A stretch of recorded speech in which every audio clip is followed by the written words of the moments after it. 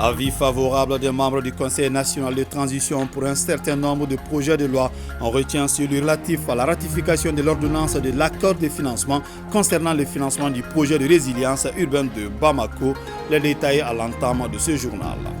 Dans la ville de Gao, la fourniture en électricité s'améliore. La localité vient de bénéficier de 3 groupes électrogènes de 1500 kW.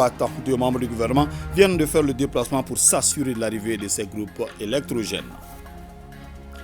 L'union sacrée face à l'adversité, telle doit être l'attitude des Maliens. Un appel de certains panafricanistes, des spécialistes en géopolitique ou encore des anciens diplomates et militaires. Ces personnalités constatent et dénoncent une cabale médiatique et diplomatique contre le Mali qui, depuis la rectification de la transition, a pris son destin en main. Focus Santé, on parle ce soir de la césarienne, autrefois utilisée en dernier recours. Selon les constats, la césarienne est aujourd'hui très pratiquée et pour plusieurs raisons. Nous sommes heureux de vous compter parmi nous. Bonsoir à vous, merci et bienvenue dans ce journal. Direction le Conseil national de transition où les membres ont donné leur quitus pour un certain nombre de projets de loi. Parmi ces projets de loi, celui relatif à la ratification de l'ordonnance de l'accord de financement concernant le financement du projet de résilience urbaine de Bamako. Les détails avec Nyanya Loutraoré. Séance plénière au CNT. Après la minute de silence observée en la mémoire de nos vaillants soldats tombés sur le champ de l'honneur, place à l'examen et au vote des projets de loi. À commencer par celui portant ratification de l'ordonnance de l'accord de financement du projet de résilience urbaine de Bamako. Un prêt en 2 tranches de plus de 150 milliards de francs CFA que va accorder l'Association internationale de développement IDA au gouvernement du Mali. Ce projet est révolutionnaire. Avec la démographie galopante de Bamako, nous sommes débordés par les déchets solides, nous sommes débordés par les eaux usées, nous sommes débordés et également un schéma directeur également qui n'est plus d'actualité. Ce projet aujourd'hui permet à Bamako de créer les meilleures conditions de son hygiène et de son assainissement. Le projet a été voté à l'unanimité des députés après quelques clarifications émises par des membres du CNT. En quoi Monsieur le ministre de l'Habitat est chargé de piloter ce projet et non le ministre de l'Environnement?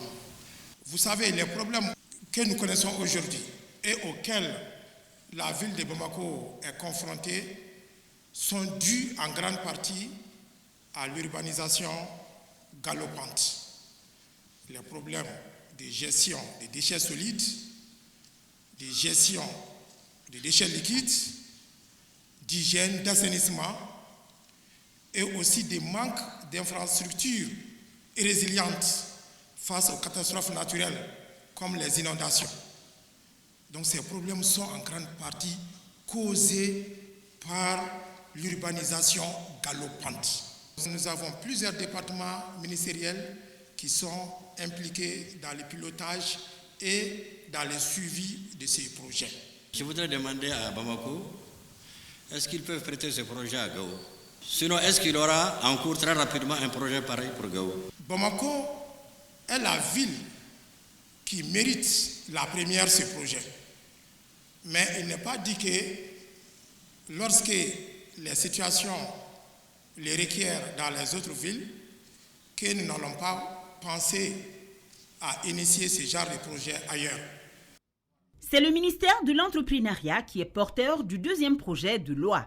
Il concerne l'accord de financement de plus de 25 milliards de nos francs, 2 prêts éligibles entre le gouvernement du Mali et le Fonds international de développement FIDA relatif au deuxième projet de formation professionnelle, insertion et appui à l'entrepreneuriat des jeunes ruraux, FIER 2.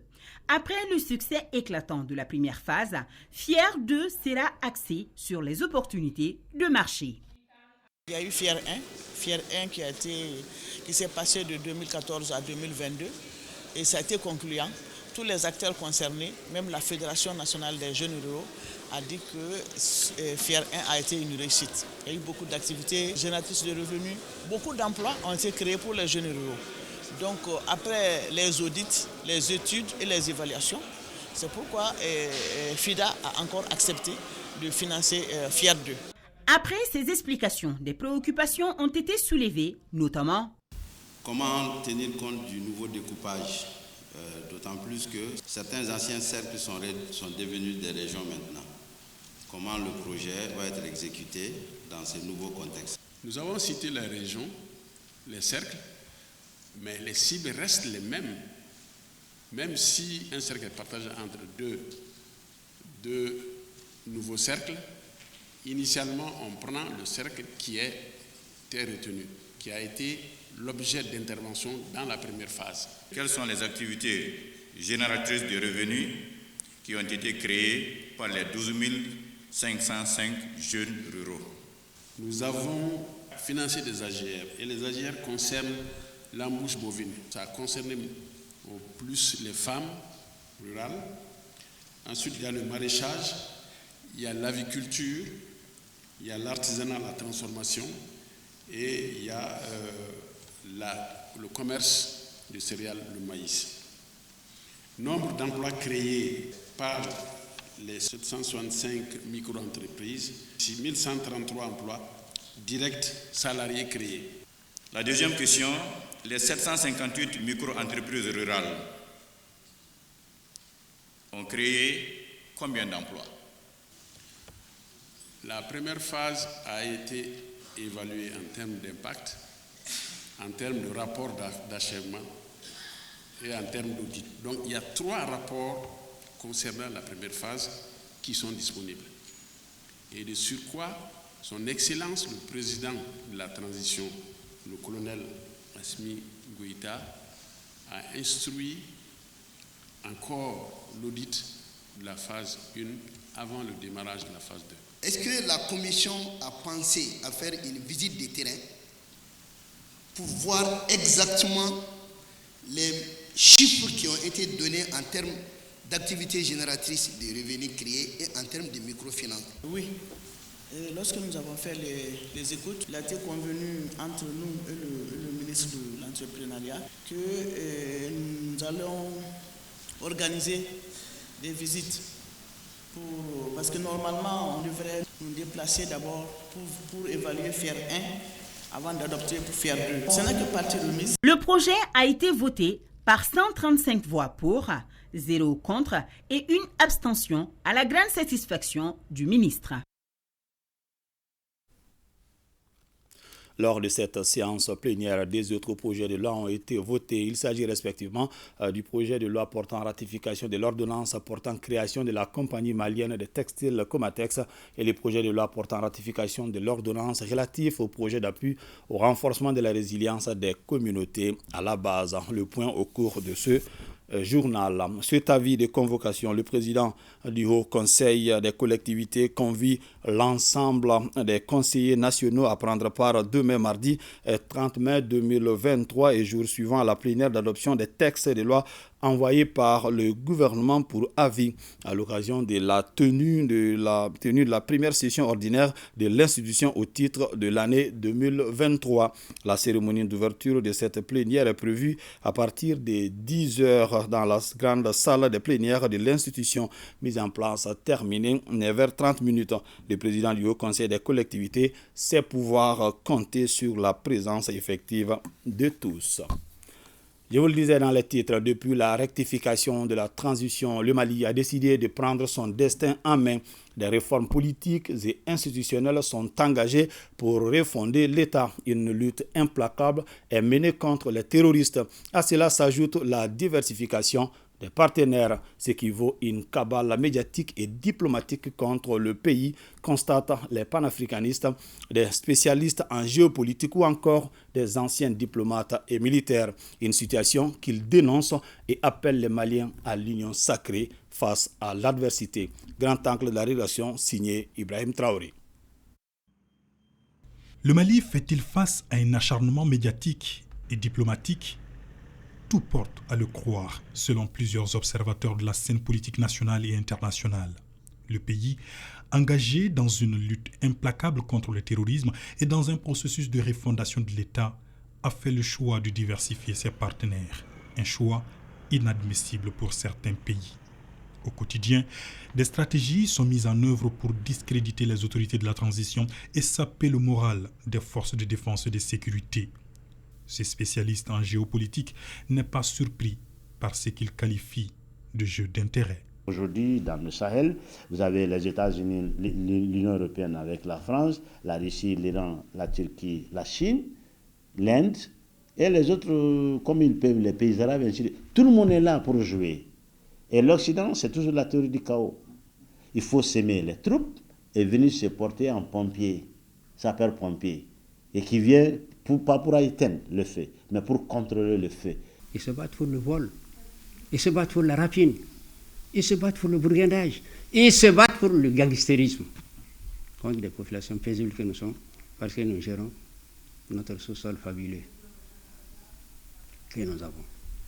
Lorsque Barkhane est parti, ça fait mal à la France. C'est comme si on sèvrait un enfant. Lorsqu'on sèvre un enfant, l'enfant pleure. L'enfant réclame le lait. L'enfant, tant qu'il n'a pas ce lait, est capable du pire. C'est ce qui arrive à la France. Au-delà du terrorisme, le Mali fait face aussi à une véritable guerre dite informationnelle, avec notamment l'instrumentalisation des questions de droits de l'homme. L'épisode Moura en est une parfaite illustration. Quelques jours après le rapport controversé des Nations Unies, le gouvernement réagit dans un communiqué précisant que cette situation s'ajoute à celle créée le 22 mai 2023 par l'accusation formulée par le porte-parole du département d'État américain lors d'un point de presse et relative à un prétendu rôle que le Mali aurait joué pour faciliter la fourniture d'armes dans le cadre d'une crise pour laquelle le Mali a observé la stricte neutralité lorsque les aspects substantiels étaient examinés. À Bamako, des leaders d'opinion n'ont pas tardé à fustiger des allégations non fondées. C'est lamentable. Le Mali a toujours été et sera un grand pays dans le monde. Nous fûmes aussi de grands royaumes, de grands empires qui ont rayonné et ont fait rayonner le monde. Et nos villes de Tombouctou rappellent, Mandé nous rappelle, si aujourd'hui les autres s'acharnent contre nous, c'est parce que nous sommes le nombril de l'Afrique. Si le Mali éclate, c'est l'Afrique de l'Ouest qui éclate. Et c'est toute l'Afrique qui éclate avec. Le Mali entretient une collaboration bilatérale avec la Russie. Les armes qui viennent au Mali pour libérer le Mali du terrorisme, tout le monde le voit. Est-ce que le Mali a besoin de faire trafiquer des armes à partir pour amener en Ukraine? Non. La première ligne de défense dans la guerre mondiale moderne, c'est la presse, c'est le média. Après ça vient l'arme short, ça il faut le comprendre. Tout l'Occident était dressé contre la Russie dans un temps. Mais Barroso a eu, pas l'honnêteté, mais quand ils sont coincés là, les Occidentaux parfois ils font des lapsus. Il dit que la Russie n'a pas gagné sur le terrain militaire, la Russie a gagné sur le terrain médiatique avec des médias, Sputnik et Russia Today. À la veille de la guerre de l'Ukraine, 3 ans de suite, c'était les médias qui étaient désignés les meilleurs médias privés de l'Occident, par l'Occident même. C'est pourquoi le lendemain de la guerre de l'Ukraine, de la déclaration de l'opération spéciale de l'Ukraine, ils ont fermé ces chaînes. Le Mali et la Russie, c'est une vieille coopération d'État à État, bâtie sur la confiance mutuelle et le pragmatisme. Observateurs et leaders d'opinion encouragent les autorités de la transition à maintenir le cap pour défendre la souveraineté du pays et les intérêts du peuple malien. Du temps déjà de l'Union soviétique, et sous la Première République, il y avait des relations fraternelles et amicales entre l'Union soudanaise RDA et le Parti communiste soviétique, entre le président Modibo Keïta et les différents présidents soviétiques, Brezhnev, Khrouchtchev, et des messages et autres le prouvent. Et si vous vous souvenez très bien, le Mali est un des tout premiers pays à avoir une compagnie aérienne. Et dans le cadre de cette coopération, Air Mali avait plus de 10 avions qui étaient russe. Et la formation des cadres était encore un des éléments plus importants. Au niveau militaire, l'armée malienne, à partir de 1962, a vécu particulièrement sous un socle de l'aide fraternelle et amicale avec la Russie. Moi, avec l'attaché militaire, nous parvenions pratiquement à avoir plus de 500 bourses militaires chaque année. C'était pour la formation, pour les stages et autres. C'est qu'aucun autre pays au monde ne donnait au Mali. Donc c'est une coopération légendaire, fraternelle, et qui réellement a obéi à l'ensemble des moyens dont dispose un ami pour soutenir un autre. C'est eux qui ont aidé le Mali à installer les bases économiques sur intervention de Modibo. Tout ce qui a été fait dans tous les domaines, nous avons la situation, tout le monde le sait. Qu'ils reviennent, on leur tend la main. Mais quand l'impérialisme perd un cheveu, il considère qu'il est atteint dans son âme. C'est pourquoi il qualifie les autres de terroristes, alors qu'il n'y a pas plus gangsters que eux. Ces accusations de soi-disant que nous coopérons avec je ne sais qui, c'est des provocations, c'est des manières de nous amener à parler. Le gouvernement a dit depuis plus d'un an déjà et n'a jamais cessé de répéter, et tous qui veulent comprendre en réalité le savent. Mais ce n'est pas un groupe terroriste qui peut nous vendre des avions. Les avions que la Russie nous livre, et les blindés. Mais ce n'est pas un groupe terroriste qui peut nous vendre. Et récemment, de la Chine, on en a acheté, on achète de la Turquie. Mais de quoi vous parlez? Nous, on a toujours eu une coopération d'État en État avec la Russie depuis 1960. Aucune pression ne devrait dévier les autorités de la transition de leur trajectoire, soutiennent nos interlocuteurs. Ils appellent à l'union sacrée pour faire face aux multiples défis et adversités. J'appelle à la solidarité nationale, que tous les Maliens, où qu'ils se trouvent, de l'intérieur comme de l'extérieur, se donnent la main et restent solidaires, soudés, pour juguler cette adversité. Nous comprenons, cette adversité n'est rien d'autre que autour de nos richesses. Et nos richesses-là, elles sont là. On ne peut pas les enlever sans nous. Nous connaîtrons encore pire si le Mali abandonne cette ligne de bataille. Nous sommes heureux de constater que des jeunes militaires aient pris conscience de ça. Ils sont venus du feu pour prendre la hampe de la bataille et nous conduire à la victoire finale. Bravo à ces jeunes gens-là. Nous sommes avec eux, nous les connaissons parfaitement. Ce sont nos enfants. Ils ont été élevés à la Spartiate parce qu'ils ont quitté le front pour venir justement se braquer, s'arc-bouter et les battre. Tous sont unanimes que la cabale médiatique contre le Mali se poursuivra. Aux Maliens de le comprendre en se rappelant que les pays n'ont pas d'amis, ils n'ont que des intérêts, précise-t-il.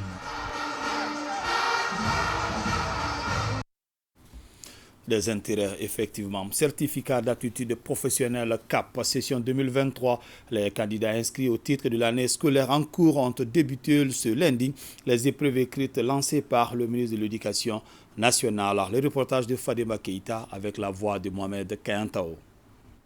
Les 26 244 candidats du pays inscrits au certificat d'aptitude professionnelle cherchent à être des futurs aides comptables, employés de bureaux ou de banques, électriciens, des spécialistes en dessin bâtiment, entre autres. C'est dans la salle numéro 85 du centre de l'Institut de formation professionnelle Soni Alibert de Banangabougou où le ministre de l'Éducation nationale a ouvert l'enveloppe contenant les épreuves du dessin bâtiment.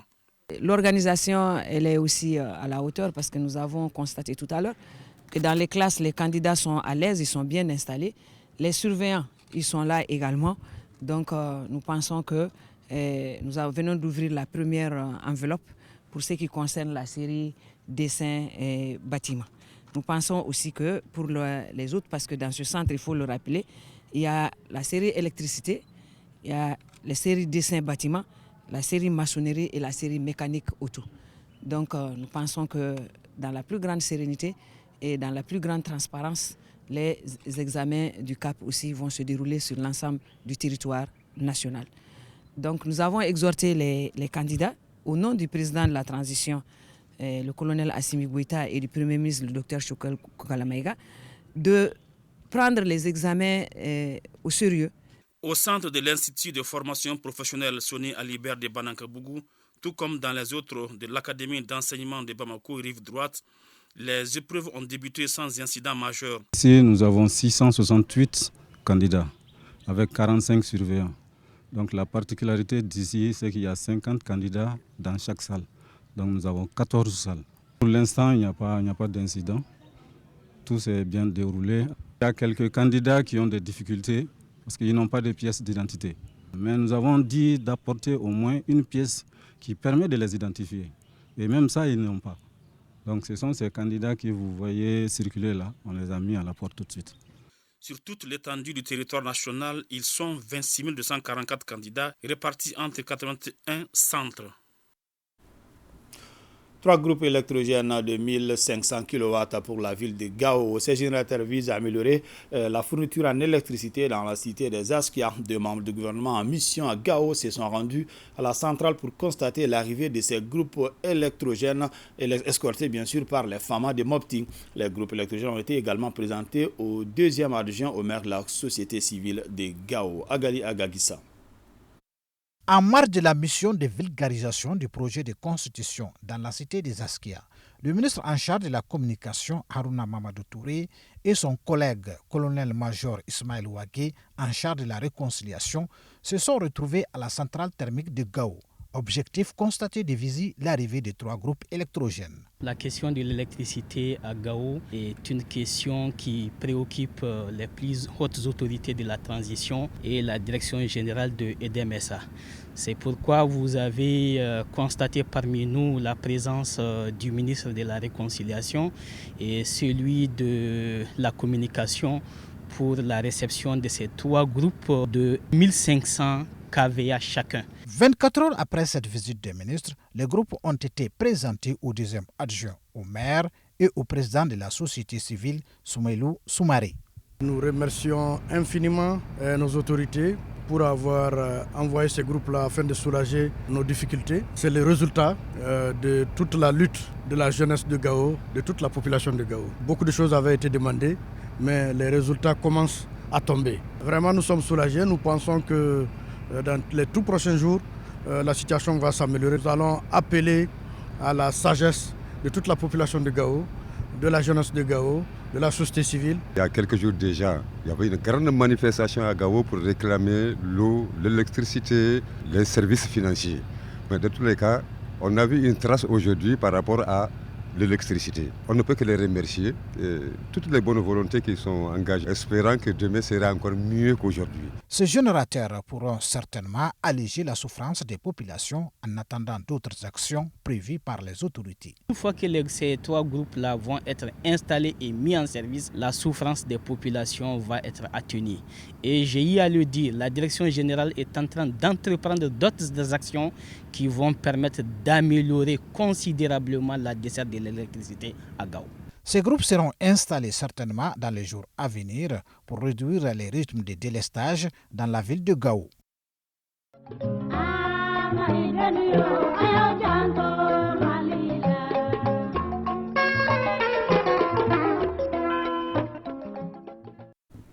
Deux membres du gouvernement à Gao pour expliquer le contenu du projet de constitution aux forces vives de la région. La mission a permis au ministre en charge de la communication et de la réconciliation de remettre des copies du projet de constitution au chef de l'exécutif régional et à certains notables de la ville de Gao. Le compte rendu de Agali Agissa. Cette mission de haut niveau conduite par 2 ministres dans la cité de Saskia s'inscrit dans le cadre de la vulgarisation du projet de constitution. Dans la salle de conférence du gouvernorat de Gao, le ministre en charge de la communication, accompagné de son collègue en charge de la réconciliation, le colonel-major Ismaël Ouagé, a édifié l'assistance sur l'objectif de la rédaction d'une nouvelle constitution. Nous sommes en mission, commandée du président de la transition. Cette constitution-là, c'est son idée, c'est son esprit. Il y a travaillé avec le cœur, avec la conviction que ce qu'il va y mettre, ce qui va y être proposé sera ce qui fera le Mali de demain. au bénéfice de tous les Maliens sans exception. Le processus de réforme constitutionnelle s'est révélé comme la réponse aux défis politiques et institutionnels qui assaillent le Mali en raison des insuffisances et des limites constatées dans l'application des dispositions de la Constitution du 25 février 1992. Dans son exposé, Sidi Cissé, membre de la cellule chargée de la vulgarisation du projet de constitution, a parcouru toutes les pages du document, du chapitre de définition à celui des innovations d'ailleurs évoquées par le ministre dans son discours. Désormais, non seulement les autorités traditionnelles ont la voix et comptent dans la gestion de leur quartier, de leur village, de leur campement, de leur ville, mais les autorités traditionnelles sont érigées en autorités reconnues par l'État. Ça, je peux vous dire que ce n'est dans aucune constitution depuis 1960. Par rapport à l'application de la charia, ça nous intéresse beaucoup les gens du Nord. C'est que les spécialistes appellent la justice transitionnelle. Seul l'âge limite de candidature à la présidence, à savoir 75 ans, a suscité des préoccupations. Le ministre Touré a apporté une réponse précise à la question et des éclaircissements sur la laïcité. Autre temps fort de cette mission, la remise de copies au chef de l'exécutif régional, même exercice qui a sanctionné les visites de courtoisie au chef Armand et au président du cadre de concertation de Gao. Le ministre du Développement rural a rencontré le samedi dernier à Nioro les producteurs et l'encadrement de l'ensemble des zones de production de l'Office du Niger. L'objectif de cette rencontre est d'expliquer les axes majeurs du projet de constitution pour une meilleure appropriation de son contenu. Kandesila. La vulgarisation du projet de constitution, c'est le centre d'intérêt de cette rencontre du ministre du Développement rural à Nioro. Une rencontre qui a mobilisé la direction générale de l'Office du Niger, l'encadrement et les producteurs de différentes zones de production, mais aussi les maires et les légitimités traditionnelles.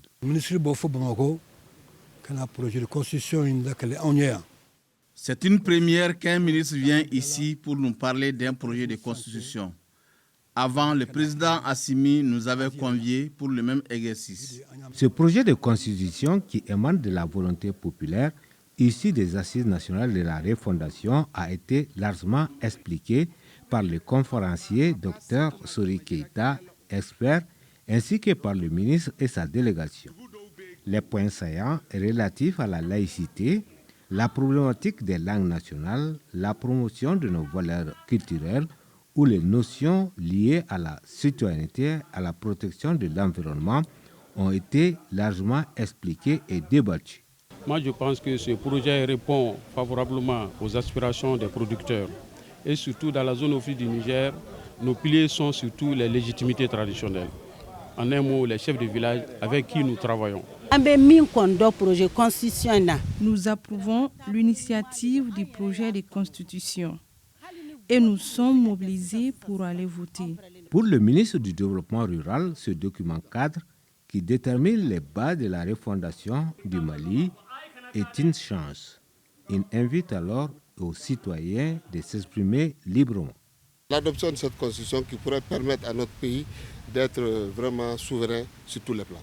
Tout le monde a adhéré, les chefs de village et tous les représentants ont dit qu'ils sortiront massivement, notamment les femmes. Rendez-vous est donc donné pour le 18 juin prochain pour un oui ou un non à la Constitution.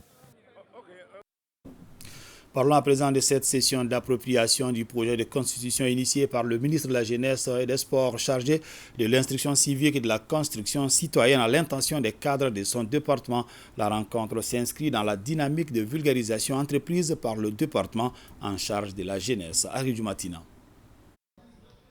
Cette activité de vulgarisation du projet de constitution à l'intention des cadres du département de la jeunesse et des sports s'inscrit dans la mise en œuvre des orientations du président de la transition pour favoriser l'appropriation du projet de constitution à travers des actions de vulgarisation par l'ensemble des couches du pays. Destinée exclusivement au cadre du ministère en charge de la jeunesse et des sports, cette session couronne le paquet d'activités initiées par le département et validé par le comité d'orientation stratégique de la refondation.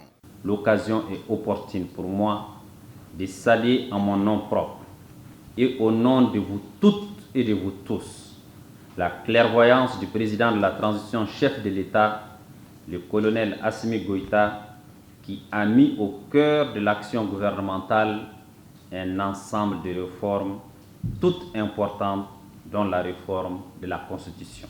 Issu des Assises nationales de la refondation, le projet de Constitution de la République du Mali intègre l'ensemble des préoccupations des Maliens, toute origine, toute catégorie sociale et toute religion confondue.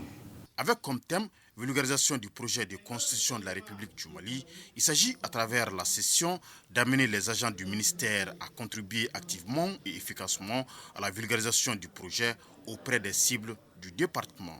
Cette journée vise à informer les participants sur les principaux éléments du projet de constitution, expliquer les implications et les bénéfices potentiels de l'adoption de la nouvelle constitution, sensibiliser les participants sur l'importance de leur rôle en tant que représentants du ministère dans la diffusion de l'information et la promotion de la Constitution auprès de la population. La session d'appropriation a été animée par des spécialistes du domaine qui ont éclairé la lanterne des participants sur les grandes innovations et avancées du projet.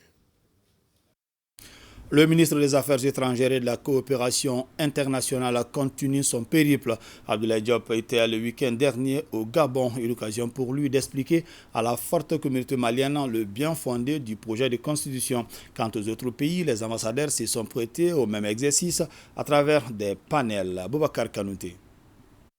Les Maliens de la diaspora s'approprient le projet de la constitution. À Abidjan, le chargé d'affaires de l'ambassade du Mali, Noum Mohamed Aïdra, a présidé la cérémonie officielle de lancement de la vulgarisation. En présence de Mahamadou Traoré, chargé de mission au secrétariat général du gouvernement, membre de la commission de vulgarisation du projet de constitution, du personnel diplomatique, consulaire d'appui ainsi que les représentants des organisations de la société civile et les partis politiques maliens représentés en Côte d'Ivoire. Au cours des échanges participatifs et inclusifs, le conférencier a expliqué les avancées du projet de la Constitution qui reflète les aspirations profondes du peuple malien exprimées lors des assises nationales de la refondation. Au vu de toutes les innovations de cette nouvelle Constitution qui met l'accent, par exemple, sur l'importance des légitimités traditionnelles, qui est une valeur essentielle de notre culture, l'importance que cette constitution met sur la Cour des comptes. Même exercice à Bouaké. C'est le consul général du Mali, Abdul Karim Daou, qui a présidé la cérémonie de vulgarisation auprès des compatriotes en présence de ses collaborateurs. Au cours des échanges sur le projet de constitution, le conférencier a mis l'accent sur certaines avancées contenues dans le document. À sa suite, d'autres intervenants ont donné également des explications sur le bien fondé de cette nouvelle constitution, une fois approuvée. Permettra de consolider la démocratie, l'état de droit, la bonne gouvernance. Prenant la parole, le consul général du Mali a invité l'ensemble des Maliens à l'union sacrée autour du projet de la nouvelle constitution. La communauté malienne établie à Tamarasset en Algérie sur l'invitation du consul général du Mali a répondu massivement à l'appel pour la session de vulgarisation du projet de constitution de la République du Mali. La dite rencontre a eu lieu vendredi dernier. Ensemble, la représentation consulaire et la communauté malienne ont passé en revue les 191 articles consignés dans le projet de constitution sous la supervision générale du colonel-major Mohamed Ould Mohamed Aïdra, consul général du Mali à Tamarasset. Lancement le samedi dernier à Abuja des activités de vulgarisation du projet de constitution de la République du Mali. Cet espace d'échange entre l'équipe de l'ambassadeur et les membres de la communauté malienne vivant à Abuja a été une occasion de partager le contenu du document avant le 18 juin prochain, date retenue pour le référendum. Les Maliens établis au Gabon ont accueilli avec ferveur le ministre des Affaires étrangères et de la coopération internationale, Abdoulaye Diop. Cette visite du chef de la diplomatie malienne s'inscrit dans le cadre de la vulgarisation du projet de constitution, cher aux autorités de la transition. Un exercice hautement apprécié par les Maliens vivant au Gabon. Ils adhèrent au processus. L'occasion pour la forte communauté malienne de saluer les efforts déployés par les autorités de la transition dans le cadre des réformes enclenchées. L'élection référendaire, c'est pour bientôt. À cette occasion et conformément à ses missions, le Comité national de l'égal accès aux médias d'État fixe les conditions garantissant l'accès aux médias. Pour plus de précisions sur cette décision, écoutons M. Yacouba Berté du Comité national de l'égal accès aux médias d'État. Il est au micro de Cheikh Omar Sankaré. Les messages directs aux électeurs, ça se passe ici. Mais chaque courant a le choix, soit de venir enregistrer au niveau du comité de légal accès aux médias d'État, soit d'amener un élément préenregistré que nous allons vérifier avec l'ERTM pour voir sa compatibilité avec les instruments que l'ERTM détient. Dans ce cas, on pourra diffuser. Il y a une page qu'on va ouvrir au niveau du journal, par les télévisés, qu'on va dédié aux conférences de presse et autres meetings, et selon un autre temps. À la radio et à la télé, c'est 3 minutes, à la télé c'est la même chose, mais une seule fois par jour. Donc demain, nous souhaitons que 10 représentants de chaque courant soient là à 10 heures. On va expliquer encore mieux et remettre copie des décisions. Et directement procéder aussi au tirage au sort. La campagne débute le vendredi prochain, le 2, et nous le faisons ainsi pour donner autant à chaque courant de préparer quelque chose avant le 2. Chaque courant a la possibilité d'utiliser une demi-page de l'essor par semaine. Il s'agira encore une fois pour chaque courant de se retrouver pour désigner qui va écrire et quand il va écrire. Donc il y a 10 minutes pour les messages directs, il y a 3 minutes pour les pages à l'intérieur des journaux concernant les conférences de presse, les meetings. Il y a une demi-page par semaine au niveau de l'essor que chaque courant peut utiliser pour battre campagne. Nous faisons appel à tout un chacun, à tous les Maliens, toutes les Maliennes, pour faire en sorte que ces élections se passent dans un climat apaisé.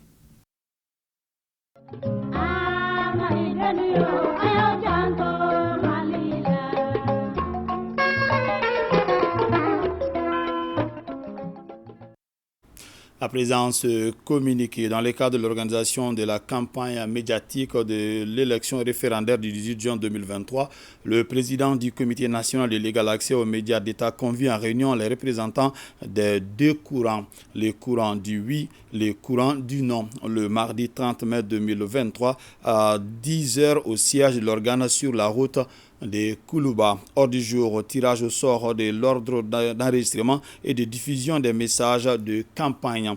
Remise de la décision numéro 20-25-025 Sénam fixant les conditions de légal accès des intervenants aux médias d'État en période de campagne référendaire. La présence de tous est vivement souhaitée. Vous pouvez désormais retrouver le projet de constitution traduit en écriture Nko. L'objectif fixé par les initiateurs est de permettre à tous les Maliens l'accès de ce projet de loi fondamentale. Voici en image le projet de constitution Nko, un document très riche en enseignements.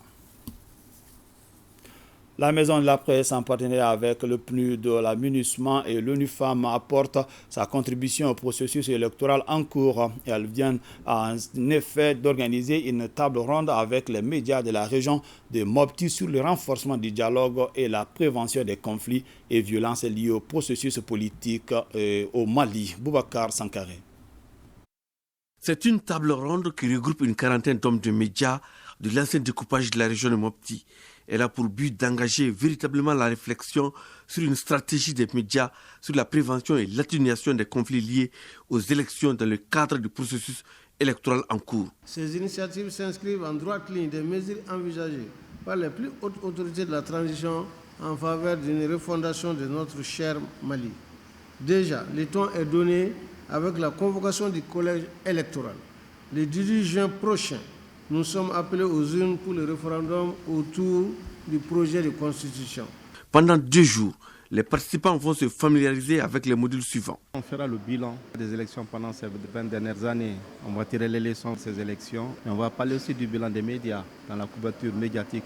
Et nous allons ensemble réfléchir pour voir quels sont les problèmes que nous rencontrons sur le terrain et quelles solutions apporter à ces problèmes-là. Nous avons un grand rôle de responsabilité dans l'information.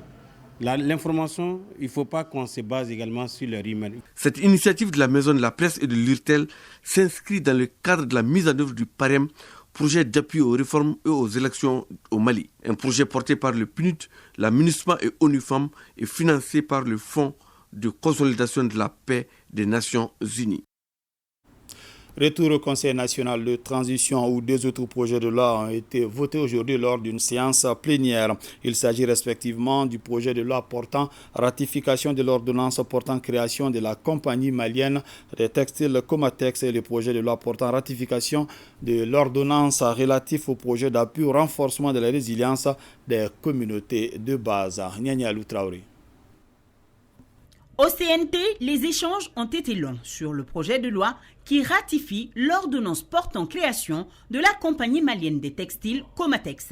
Le sujet, qui est d'une grande sensibilité, surtout pour les nostalgiques de cette époque, suscite beaucoup de questionnements. Je n'ai pas vu un point relatif à la lutte contre la concurrence déloyale. Tout le monde sait aujourd'hui que c'est cette concurrence-là qui tue en fait la Comatex. Il est noté, il sera procédé au remplacement des dirigeants de la société à qui des missions spécifiques seront assignées. On parle du directeur général et de son adjoint, ou les responsables de la direction générale.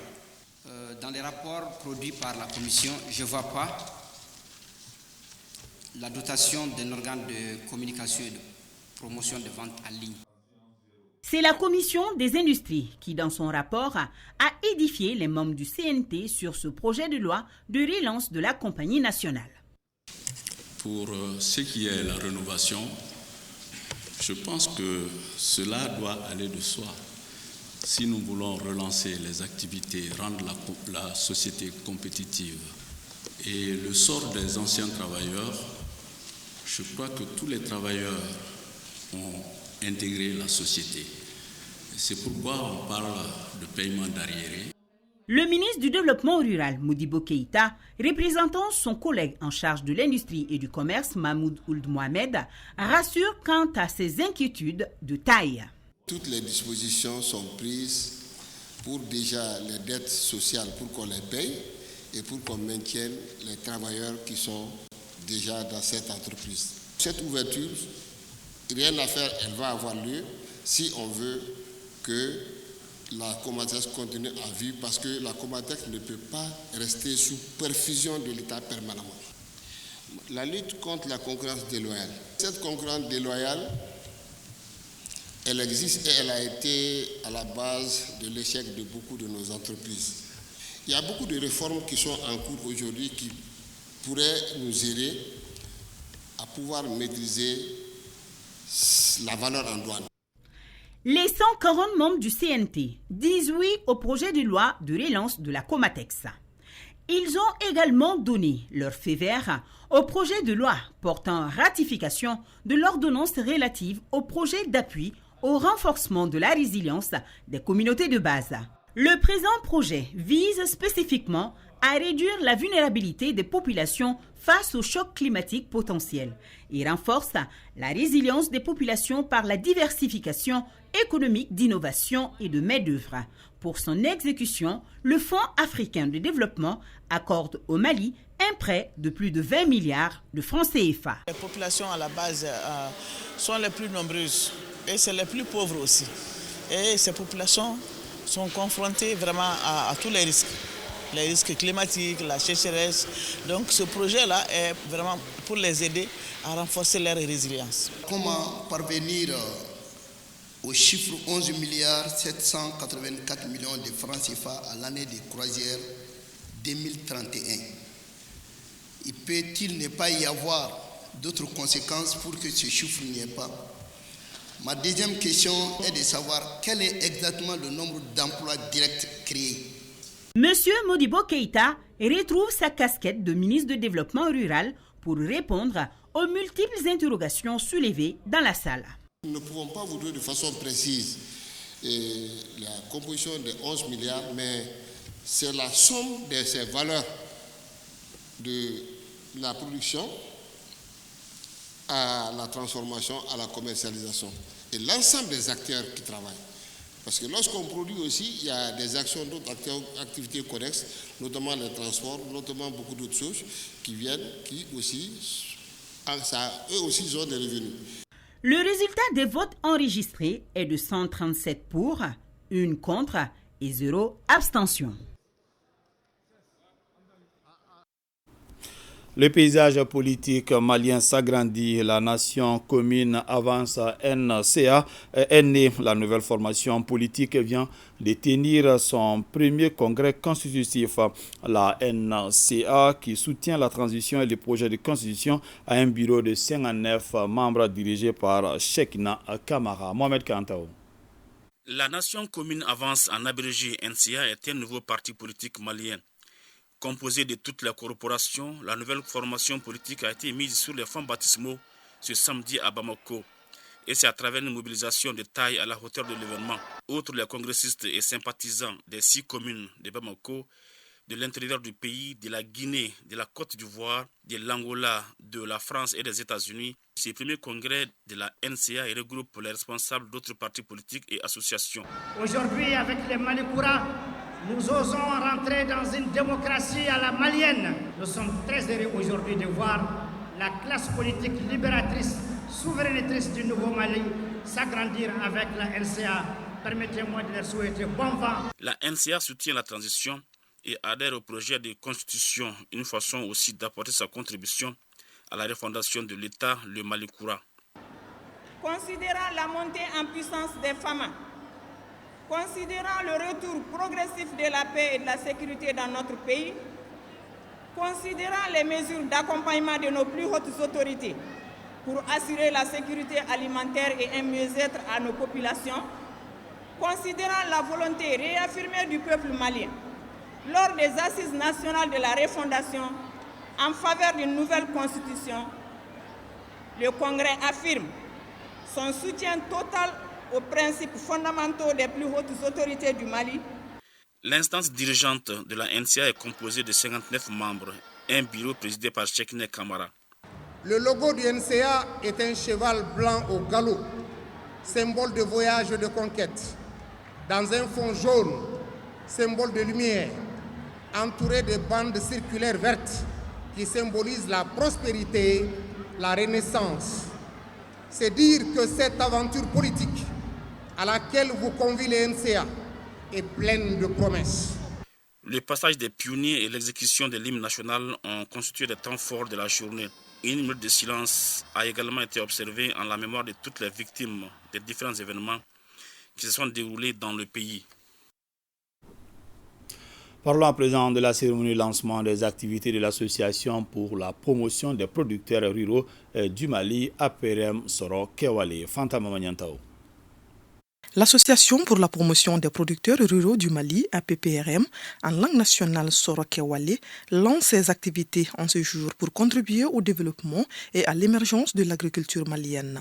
Notre association veut se donner les moyens de promouvoir le monde rural à travers une bonne vulgarisation des techniques et technologies issues de la recherche agricole.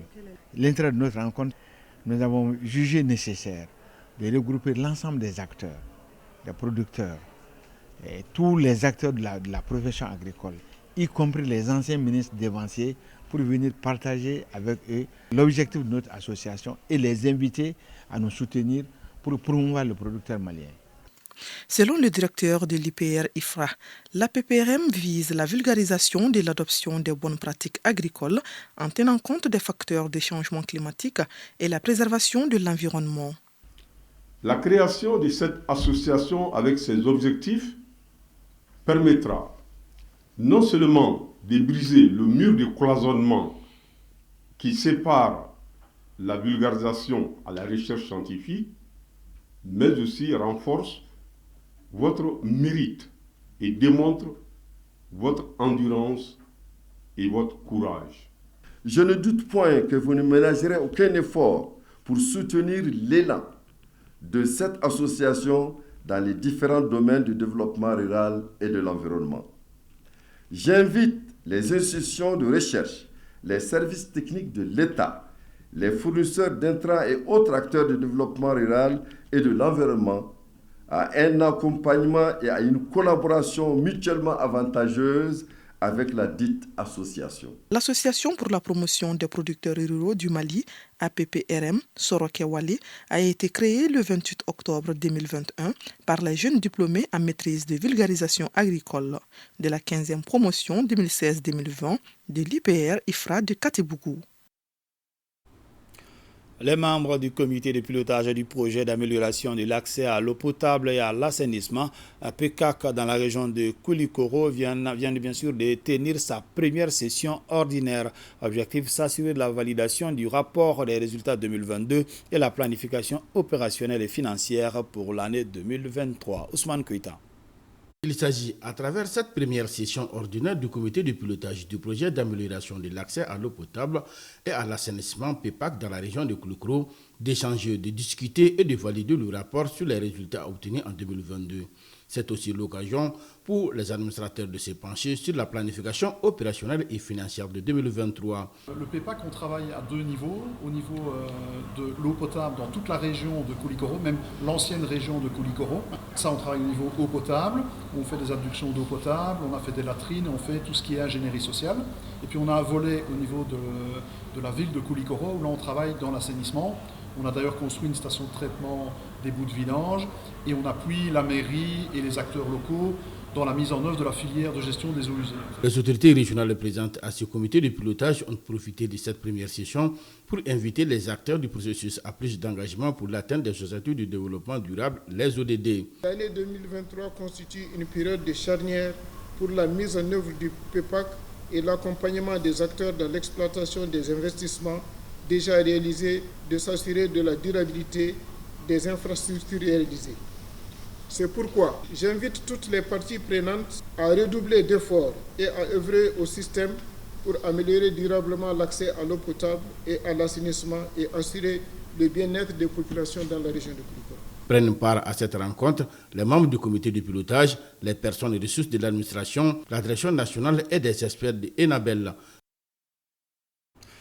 Le secrétaire exécutif du Conseil national de lutte contre le sida et le ministère en charge des arts et de la culture se donnent la main. C'est à travers la signature d'un mémorandum d'entente. Cela pour lutter efficacement contre la maladie à travers des manifestations artistiques et culturelles. Alpha Maïga. Des signatures apposées au bas de documents. C'est entre le ministère de l'Artisanat, de la Culture, de l'Industrie hôtelière et du Tourisme et le secrétariat exécutif du Haut Conseil national de lutte contre le sida. Ainsi, il est scellé une coopération d'entente entre les deux parties. L'exercice auquel nous allons nous soumettre aujourd'hui, de renforcer, Monsieur le ministre, la communication pour le changement social de comportement par les structures du département lors des activités socio-culturelles. Nous sommes un secteur qui mobilise à l'occasion des grands événements culturels et artistiques beaucoup de monde. Et là où il y a du monde, là où il y a des rencontres, effectivement, les risques de contamination sont aussi élevés. Occasion pour le ministre d'engager les agents du département à redoubler d'efforts pour arriver à de bons résultats. De l'autre côté, le premier responsable du Conseil national de lutte contre le sida de souligner avec force qu'une telle capitalisation, c'est pour soutenir le leadership du président de la transition.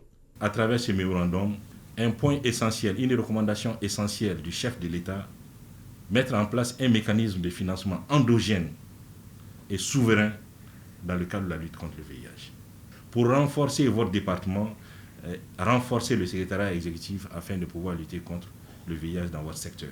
J'engage à travers ce mémorandum l'ensemble des chefs de service, l'ensemble des acteurs à participer activement dans la lutte contre le VIH-Sida afin qu'à l'horizon 2030, ces fléaux soient définitivement jugulés dans notre pays. Cette coopération d'entente vient à son heure, au moment où les regards sont tournés vers Mopti, qui doit abriter la biennale artistique et culturelle de la jeunesse du Mali, du 6 au 16 juillet prochain.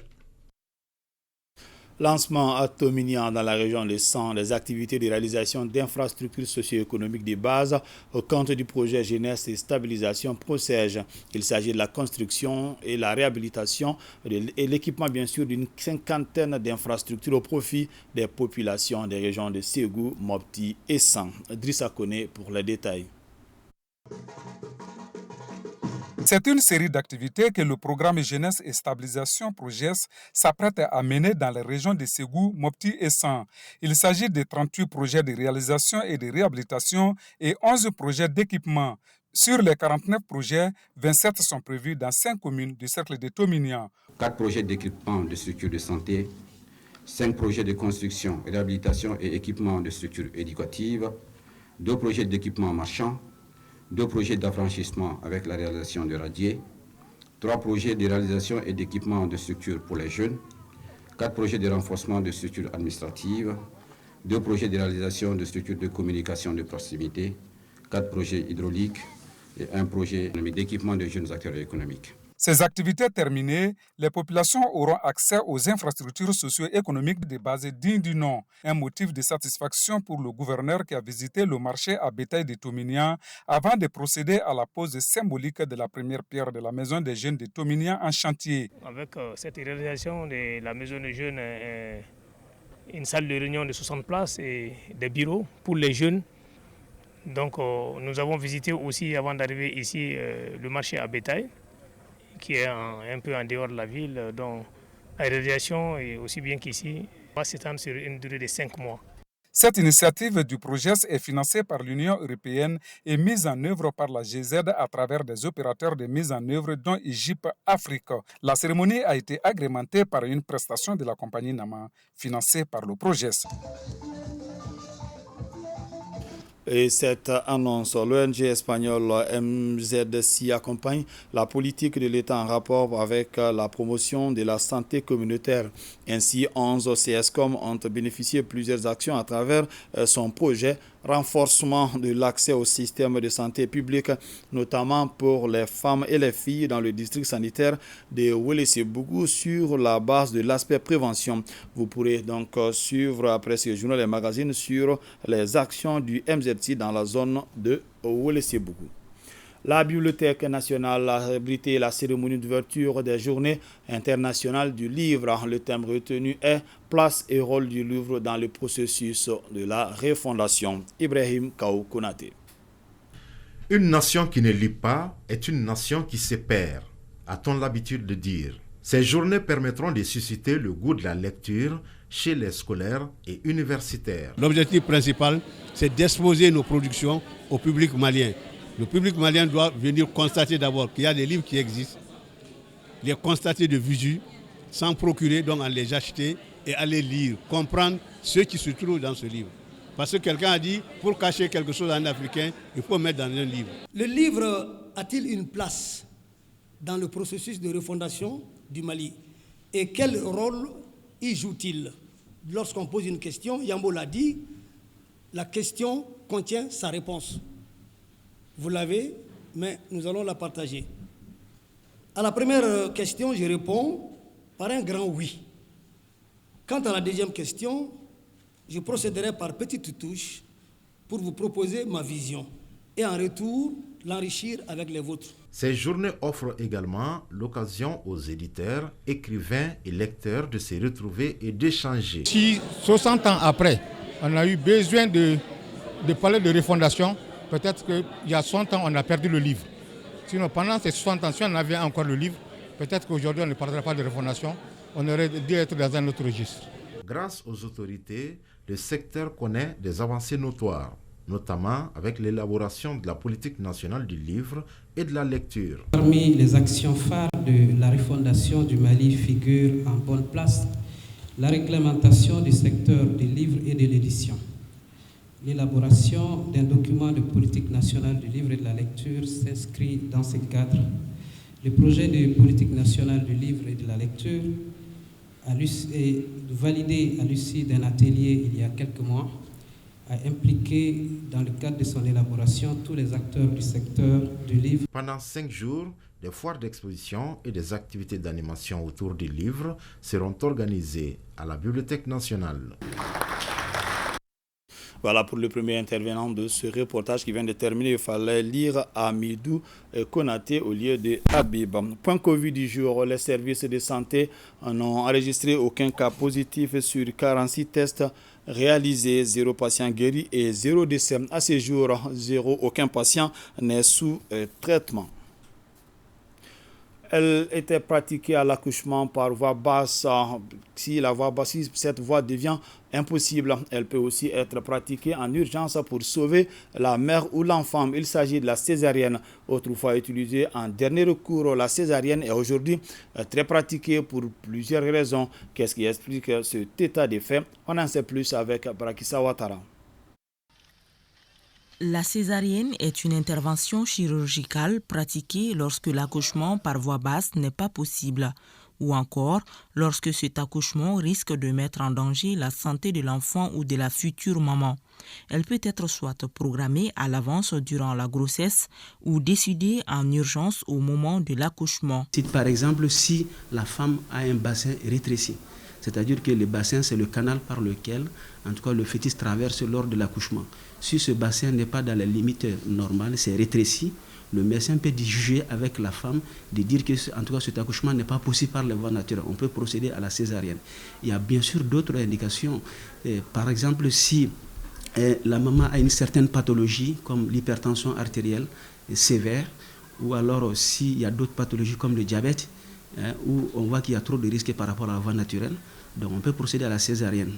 La liste n'est pas exhaustive. A priori, la césarienne veut dire moins de risques pour le bébé et moins de douleur pour la maman. Mais l'accouchement par césarienne comporte tout de même des risques importants. Il y a des risques liés même aux produits anesthésiques, ou même au type d'anesthésie. Par exemple, si c'est une anesthésie loco-régionale, l'arachide par exemple, la femme peut faire une chute de la tension au cours de l'intervention qui peut même entraîner un arrêt cardio-respiratoire. Comme il peut y avoir aussi des complications liées même à la technique opératoire qui peut entraîner des saignements importants au cours de la césarienne. Ou alors même il peut y avoir des lésions des organes de voisinage. Par exemple, l'opérateur il peut accidentellement blesser la vessie ou alors d'autres organes de voisinage. Au Mali, selon certaines croyances, le taux d'accouchement par voie césarienne est assez élevé ces dernières années. Pourtant, le Mali n'a pas encore atteint le taux recommandé par l'OMS qui se situe entre 5 et 15%. On peut constater, par exemple, quand on est à Bamako, on peut penser qu'il y a beaucoup de césariennes. Effectivement, le taux de césarienne à Bamako, dans le dernier rapport, est autour de 10%, qui est dans la fourchette normale. Donc, quand on compare Bamako aux autres régions, il n'y a aucune région au Mali où le taux de césarienne vaut 4%. Donc pour dire qu'on pense qu'il y a trop de césariennes, bon, je dirais que c'est relatif, ça dépend. Mais qu'est-ce qui explique qu'actuellement il y a beaucoup de césariennes? Il y a plusieurs explications à cela. Et première chose, l'effet de la gratuité de la césarienne. En effet, depuis juin 2005, tous les frais inhérents à la césarienne sont gratuits au Mali. L'on note également la prolifération des structures de santé, notamment privées. Il faut aussi noter la formation, et la disponibilité, la formation des personnels qualifiés. Actuellement, on a plus de personnels qualifiés qu'avant. Actuellement, il y a beaucoup de gens qui font la césarienne. Autrefois, ce n'était pas le cas. Il ne faut pas oublier également l'aspect et la bonne organisation de la référence évacuation. Actuellement, les références évacuation sont bien organisées dans beaucoup de districts, qui fait qu'en fait, on réfère beaucoup les grossesses à risque pour faire une césarienne. La césarienne s'inscrit donc dans une stratégie de lutte contre la mortalité maternelle et périnatale, mais sa pratique impose une limite au nombre de maternités. Après 2 césariennes déjà, 3e césarienne, il est demandé de proposer la fin de la maternité chez la femme, c'est-à-dire que l'utérus est bicicatriciel, 3e césarienne, on demande à la femme si elle vraiment veut arrêter, on lui conseille. Si elle a peut-être d'autres enfants déjà à la maison, on lui propose. Le spécialiste conseille donc un délai de 2 ans entre les césariennes. En deçà de ce délai, il serait impossible de tenter un accouchement par voie basse.